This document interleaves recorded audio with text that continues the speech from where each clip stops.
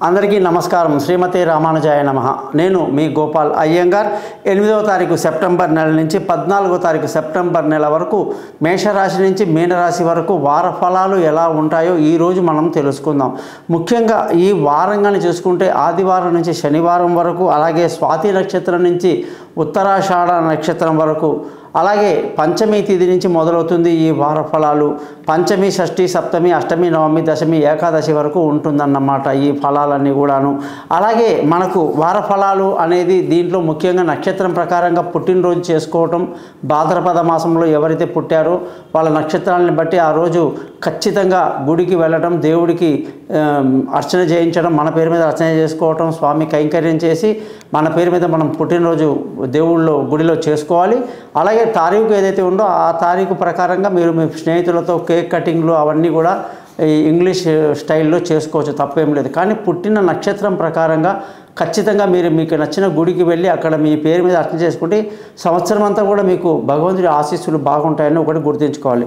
తర్వాత మనం ఇప్పుడు పంచమి నుంచి ఏకాదశి అంటున్నాం. భాద్రపద మాసంలో తిథి, అందులో శుక్లపక్షంలో ఉన్నాం కాబట్టి పితృదేవతలు ఎవరైతే మరణించారో వాళ్ళ యొక్క తిథులు వస్తాయన్నమాట. భాద్రపద మాసంలో శుక్లపక్షంలో ఎవరైతే చనిపోతారో వాళ్ళకు మనం తిథులు పెట్టాలి, పిండాలు పెట్టాలి. కాబట్టి పంతుల్ని కలిసి మనం పెద్దలు పోయినటువంటి తారీఖులు చెప్పాలి. తల్లి తండ్రులు ఉన్నటువంటి పిల్లలు పిండ ప్రదానం చేయకూడదు. అలాగే తండ్రులు తాతలకి ముత్తాతలకి వాళ్ళు చేయాలి, వాళ్ళ వెనకాల మీరు ఉండొచ్చు అన్నమాట. తల్లిదండ్రులు ఉన్న పిల్లలు ఉండొచ్చు, లేని వాళ్ళు ఖచ్చితంగా పిండ ప్రదానం చేయాల్సిందే. చేయటం వల్లనే పితృదేవతల యొక్క ఆశీస్సులు మనకు చాలా ఎక్కువ ఉంటాయన్నమాట.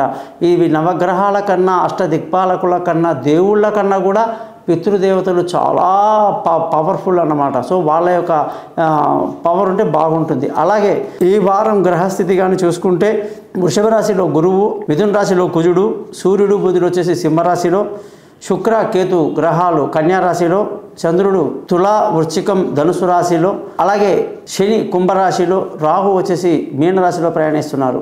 మరి ఈ గ్రహాల యొక్క స్థితిని బట్టి మనం ఈ వారం ఫలితాలు ఎలా ఉందో తెలుసుకుందాం. పరిహారాలు ఖచ్చితంగా ఫాలో చేయండి, తప్పకుండా మీకు మేలు జరుగుతుంది.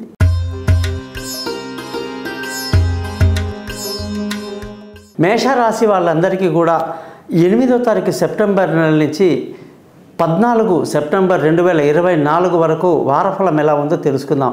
ఈ వారం కొన్ని ప్రత్యేకమైన విషయాలు ఏం చేయాలంటే ఈ రాశి వాళ్ళు ఈ లక్షణాలు ఏమిటి, వాళ్ళు ఎటువంటి వృత్తి చేయాలా, వ్యాపారం చేయాలా అనేది మనం తెలుసుకుందాం. ముఖ్యంగా మేషరాశి అంటేనే మనకు కుజుడు అధిపతి. మరి ఈ రాశి యొక్క బలం ఏంటంటే 3 నక్షత్రాల బలం ఉంటుంది ఈ రాశిలో. అశ్విని, భరణి, కృత్తిక అని. అశ్విని అంటే అశ్విని దేవతలు, దాని దేవతలు అన్నమాట. భరణి అంటే సాక్షాత్తు శుక్రుడు, మరి కృత్తిక అంటే సూర్యుడు. ఈ ముగ్గురు కలిస్తేనే ఈ యొక్క మేషరాశి అనేది ఏర్పడుతుందన్నమాట. మరి మేషరాశి వాళ్ళ యొక్క లక్షణాలు ఎలా ఉంటాయి అంటే వీళ్ళు కార్యశూరులు అన్నమాట. కార్యదక్షత కలిగిన వాళ్ళు, అన్నిటికీ బాగా కష్టపడతారు.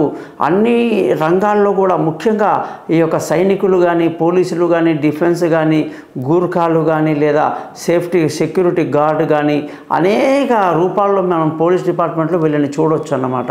ఎందుకంటే కుజుడు అంటే సైనికుడు, ఆటోమేటిక్గా వాళ్ళకు ఆ రంగంలో ఆసక్తి బాగా పెరుగుతుంది. వీళ్ళకి డిసిప్లిన్ ఎక్కువ, పంక్చువాలిటీ ఎక్కువ, బాగా కష్టపడతారు. జనరల్గా ఇవి మేషరాశి యొక్క గుణాలు అన్నమాట. వీళ్ళు ప్రతి ఒక్కరికి సహాయం చేయడానికి చాలా ఇష్టపడతారు. అలాగే ఫ్రెండ్షిప్లో, రిలేషన్షిప్లో ముఖ్యంగా చాలా విలువలు వాళ్ళు మనకి చూపిస్తారన్నమాట. ఎంతటి వారైనా సరే ముక్కు మీద వేలేసుకోవాల్సిందే, ఇంత కమిట్మెంట్ వీళ్ళకి ఎలా వచ్చింది అని అనుకుంటాం. అలాగే మేషరాశి వాళ్ళకి ఈ వారంగాన్ని చూసుకుంటే ఏ పని చేసినా, ఏ ఆలోచన చేసినా, ఎవరితో కలిసి ఏ ప్రోగ్రాం పెట్టుకున్నా 1-2 సార్లు గట్టిగా ఆలోచించుకొని ఎంతవరకు మాట్లాడాలో గిరగీసుకొని అంతవరకే మీ పనిలో చేసుకుంటే మంచిది. ఎందుకంటే ఆ యొక్క రాస్యాధిపతి స్థితి విషమ స్థానంలో, అందులో శత్రుక్షేత్రం అంటాము. అలాగే 3వ ఇంట్లో ఉండడం అనేది చేసే ప్రతి ఆలోచన, చేసే పనుల్లో చాలా తప్పులు దొరుకుతాయన్నమాట. ధనస్థానానికి వస్తే ధనస్థానం కూడా చాలా ఇబ్బందికరంగా ఉంది. ఆర్థిక స్థితి బాగా లేకపోవటం, అనుకున్న సమయానికి డబ్బు రాకపోవటం, కుటుంబంలో కొంచెం కలతలు, మానసిక ప్రశాంతత లేకపోవటం, పిల్లల చదువులో ప్రత్యేకంగా నిర్లక్ష్యాన్ని ప్రదర్శించడం లాంటివి జరుగుతాయి. బంధువులు స్నేహితుల సహాయ సహకారాలు పెద్దగా లభించదు. విలువైన వస్తువులు, భూములు, వాహనాలు ఇవన్నీ కూడా కొనడానికి ఈ వారం బాగానే ఉంది. అలాగే పిల్లల యొక్క చదువులు, దూర విద్య కోసం వాళ్ళు చేసే ప్రయత్నాలు, విదేశీ యానాలు కలిసి వస్తాయి. దూర ప్రయాణాలు లాభదాయకంగా ఉంటాయి. తెలివైన నిర్ణయాలు తీసుకుంటారు. అలాగే మీ యొక్క ప్లానింగ్, ఆలోచన కరెక్ట్గానే ఉండేటట్టుగా మీరు చేసుకుంటారు. ముఖ్యంగా ఆరోగ్యపరమైన విషయాల్లో జాగ్రత్తలు తీసుకోవాలి. శత్రువుల మీద ఒక కన్నేసి ఉంచడం మంచిది. భార్యాభర్తల మధ్య రిలేషన్షిప్ విషయంలో కూడా తగాదాలు, గొడవలు, ఎందుకంటే ఎప్పుడైతే లగ్నం బాగాలేదో, రాస్యాధిపతి బాగాలేదో మిగతా అన్నిటికీ దాని మీద ఎఫెక్ట్ ఎక్కువ ఉంటుందన్నమాట. సో భార్యాభర్తల మధ్య గొడవలు, కీచులాటలు, లేనిపోని ప్రాబ్లమ్స్ అవి ఉంటాయన్నమాట. అవన్నీ కాకుండా పార్ట్నర్షిప్లో దెబ్బతింటాం. ముఖ్యంగా అదృష్టంగానే చూసుకుంటే అదృష్టం విషయంలో మీకు మంచి భగవంతుడు అదృష్టాన్ని ఇచ్చాడు. తండ్రి, తాతలు, పెద్దవాళ్ళు, మామగాళ్ళ యొక్క సహాయ సహకారాలు బాగుంటాయి అని చెప్పాలి. అలాగే ఈ జాతకంలో ఈ వారం ఉద్యోగం అదృష్టం చాలా బాగుంది. ముఖ్యంగా ఉద్యోగం చేసే వాళ్ళకి చాలా మంచి టైం నడుస్తుంది. ఉద్యోగంలో కష్టపడతారు, బాగా పైకి వస్తారు. మీ సమయం అంతా ఉద్యోగం మీద ఎక్కువగా మీరు పెట్టడం, ఉద్యోగ అభివృద్ధి కోసం ప్రయత్నం చేయడం ఈ వారం మంచిదన్నమాట. ముఖ్యంగా వ్యాపారం చేసే వాళ్ళకు కూడా వ్యాపారంలో తమ యొక్క తెలివితేటలు ప్రదర్శిస్తారు. ఆ వ్యాపారంలో డెవలప్మెంట్ కోసం ఎక్కువగా మీరు సమయాన్ని కేటాయించడం చాలా చాలా మంచిది అన్నమాట. ఖర్చుల విషయానికి వస్తే ఈ వారం ఖర్చులు బాగుంటాయి. మరి మేషరాశి వాళ్ళకి జనరల్గా ఈ అద్భుతం ఏంటంటే వీళ్ళ ఉద్యోగానికి అధిపతి శని, వీళ్ళ వ్యాపారానికి కూడా అధిపతి శని. మరి వీళ్ళ యొక్క కఠినతరమైనటువంటి నిర్ణయాలు, చేసేటువంటి పంక్చువాలిటీ, సిన్సియర్గా చేసే ఉద్యోగంలో మంచి డెవలప్మెంట్ కనిపిస్తుంటుంది. కెరియర్ బాగుంటుంది వీళ్ళందరికీ కూడా. వీళ్ళు ఉద్యోగంలోకి దిగితే ఎట్టి పరిస్థితిలో కూడా వీళ్ళు మానేయాల్సిందే కానీ కంపెనీ వాళ్ళు వీళ్ళని ఎప్పటికి కూడా వెళ్ళిపోమని చెప్పరు.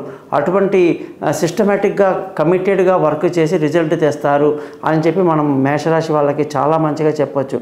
అలాగే వీళ్ళ వ్యాపారంలో కూడా అనేక రకాల వ్యాపారాలు, ఆయిల్ వ్యాపారాలు, రియల్ ఎస్టేట్ వ్యాపారాలు, అలాగే భూమి యొక్క వ్యాపారాలు, అలాగే ఆటోమొబైల్స్, ఇనుము సామాను వ్యాపారాలు, రైల్వే డిపార్ట్మెంట్కి సంబంధించిన టెండర్స్ అన్నీ కూడా వీళ్ళకి ఈ యొక్క రాశి వాళ్ళకి బాగా కలిసి వస్తాయి అన్నమాట. కాబట్టి ఉద్యోగం పరంగా మేషరాశి వాళ్ళు చాలా పైకి వస్తారు. వ్యాపార పరంగా కూడా వీళ్ళు చాలా పైకి వస్తారని చెప్పి మనం ధైర్యంగా చెప్పొచ్చు. సో మీరందరూ కూడా కుజమంత్రాన్ని రెగ్యులర్గా 7 సార్లు చదవండి. మీకు సత్ఫలితాలు వస్తాయి.